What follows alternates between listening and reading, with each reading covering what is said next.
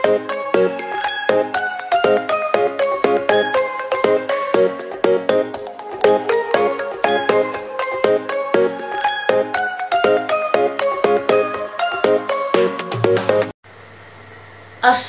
semuanya, bertemu lagi dengan saya Miko Mikael Konstantin. Hari ini saya akan membahas tentang Syekh Maulana Ishaq dan juga Asmoro Kondi.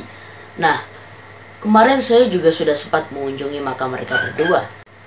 Yang satu terletak di Lamongan, yang satu lagi terletak di Tuban. Nah, kita mulai dari Syekh Maulana Ishaq. Dari sumber yang saya kutip, di sini dikatakan bahwa Syekh Maulana Ishaq merupakan ayah dari Maulana Ainul Yakin atau Sunan Giri. Di sini saya menggunakan Wikipedia sebagai tipanya. Sunan Giri memiliki ibu yaitu Dewi Skardado yang secara otomatis juga adalah istri dari Maulana Ishaq. Selain Dewi Skardado, Maulana Ishaq juga sempat menikah dengan beberapa orang lagi, yaitu Syarifah Pasai dan juga Putri Malaka. Di sini dikatakan bahwa dia memiliki 3 istri. Nah, tujuan utama Syekh Maulana Ishaq datang ke Pulau Jawa adalah untuk menyebarkan agama Islam. Ada beberapa cara yang digunakan oleh Syekh Maulana Ishaq untuk menyebarkan agama Islam. Di antaranya adalah mendirikan sebuah masjid. Pendirian masjid ini merupakan upaya dakwah yang dilakukan pertama kali olehnya. Dikutip dari sidonews.com. Pendirian masjid ini merupakan upaya dakwah pertama kali yang dilakukannya. Memang cara seperti ini kerap dilakukan oleh para wali sebagai basis dalam menyebarkan agama Islam. Dan setelah kisah hidup yang cukup panjang, pasang surut kehidupan telah dilalui oleh Syekh Maulana Ishaq, akhirnya dia wafat pada tahun 1463 Masehi dan dimakamkan di daerah Kementerian Paciran Lamongan. Dikutip dari wikipedia.org. Setelah membahas Syekh Maulana Ishaq, saya akan membahas Asmoro Kondi. Dikutip dari laduni.id, Syekh Ibrahim Asmoro Kondi diperkirakan lahir di Samarkand, Asia Tengah pada paruh kedua abad ke-14 Babat Tanah Jawi. Menyebut namanya dengan sebutan Magdum Ibrahim Asmoro atau Maulana Ibrahim Asmoro. Sebutan itu mengikuti pengucapan lidah Jawa dalam melafalkan As-Samar Kondi. Kemudian nama tersebut berubah menjadi Asmoro Kondi. Asmoro Kondi mulai meninggalkan Samarkand karena daerah tersebut sudah diserang oleh pasukan Timurlang atau Timurlan. Syekh Ibrahim Asmoro Kondi akhirnya lari ke Persia dan di sana dia diterima oleh ulama yang baik hati bernama Maulana Malik Ibrahim. Saat mengungsi di Persia, daerah tersebut ternyata juga terkena serangan. Akhirnya dia pun mengungsi ke Turki. Setelah mereka sampai di Turki, mereka pun mendapat misi menyebarkan agama dan juga misi kenegaraan. Syekh Maulana Ishaq mendapatkan misi dari penguasa Turki yaitu Sultan Mahmud I, dan dia tidak sendiri karena dia ditemani oleh keluarganya. Setelah misi yang diberikan oleh Raja Turki selesai, mereka sekeluarga pun akhirnya kembali. Namun si Asmoro Kondi tidak mau kembali karena ya dia nyaman dengan lingkungan sekitar. Setelah itu Asmoro Kondi diterima baik dengan penguasa Pasai yang bernama Sultan Ahmad dan akhirnya diangkat menjadi guru di Pasai, dan juga dia dinikahkan oleh bangsawan Pasai yaitu Retno Jumilah.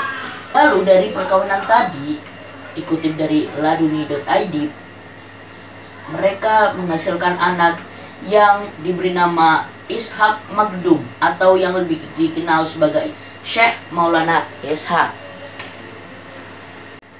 Setelah hidupnya sempurna di Pasai, dia menjadi guru oleh masyarakat Pasai, lalu dia juga sudah menikah dan memiliki anak.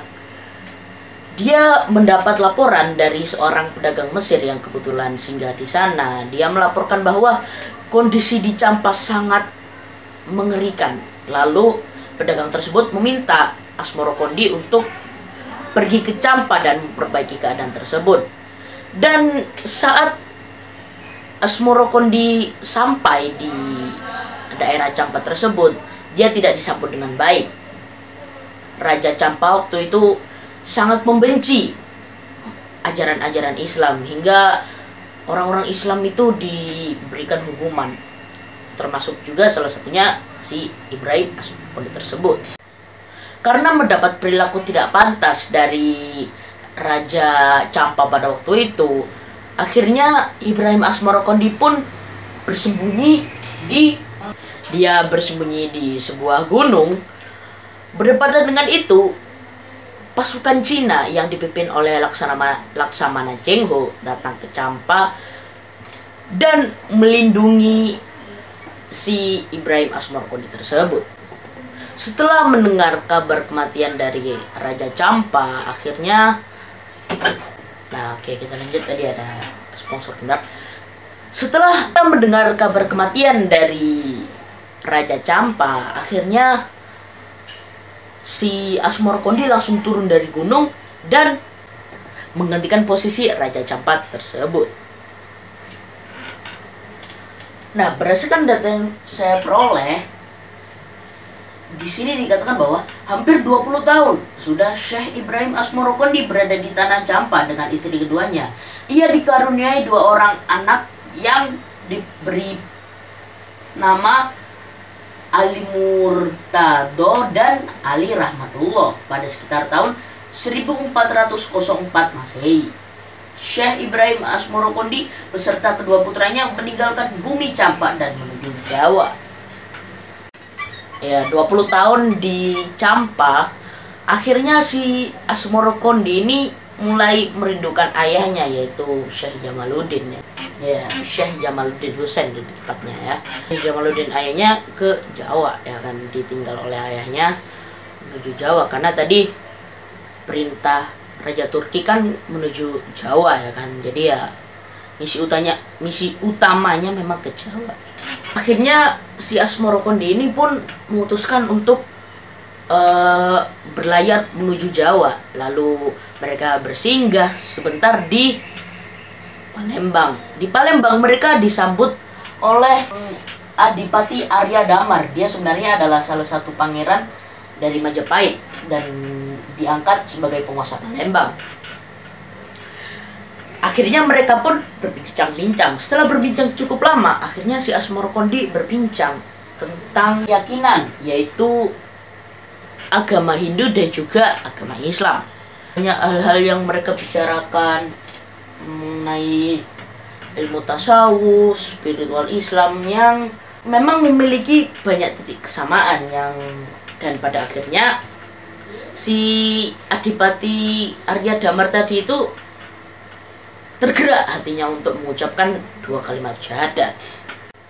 Dan akhirnya namanya yang awalnya Adipati Arya Damar diganti menjadi Arya Abdillah oleh Ibrahim Asmorokondi tadi. Setelah singgah 3 bulan di Palembang, akhirnya Asmorokondi tadi melanjutkan perjalanan mereka untuk menuju ke Jawa. Sebelum mereka sampai di Jawa, mereka juga sempat singgah di beberapa tempat, salah satunya tadi Palembang. Dan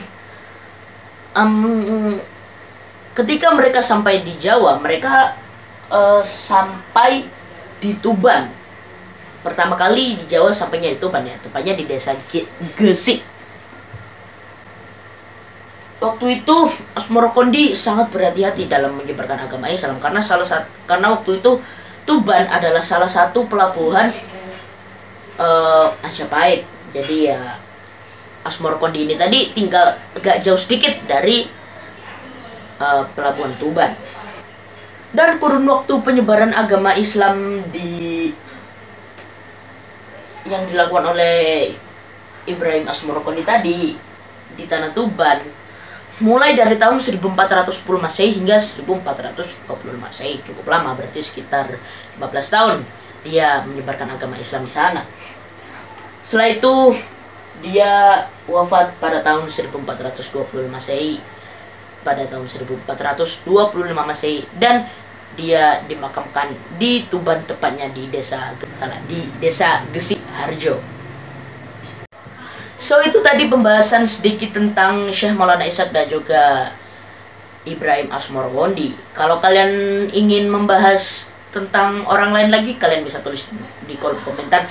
Dan jangan lupa tinggalkan like, komentar, dan subscribe. Oke? Dadah!